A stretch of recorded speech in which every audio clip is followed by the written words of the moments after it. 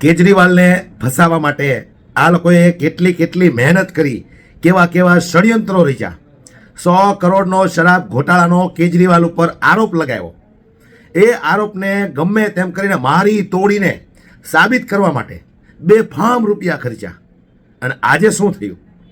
કેજરીવાલ પર લાગેલા તમામ આક્ષેપો કોર્ટે ખારીજ કર્યા અને કેજરીવાલ બાઇજત ભરી થઈ ગયા. એટલે હું કહેવા માંગુ છું, જ્યારથી અરવિંદ કેજરીવાલ કોર્ટમાંથી નિર્દોષ સાબિત થયા ત્યારથી અંધભક્તો, ગોબર ભક્તો અને ભૂંડ ભક્તો અને સાથે ગોદી મીડિયા, આ બધાની અંદર સન્નાટો છવાઈ ગયો.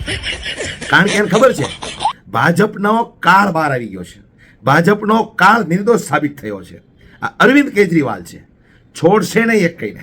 જેટલા ભ્રષ્ટાચારીઓ છે ને, આ બધાને 420ના કેસમાં અમારા ગોપાલભાઈ ઇટાલિયા કેમ જેલમાં નહીં નાખીએ ને ત્યાં સુધી શાંત નહીં બેસીએ.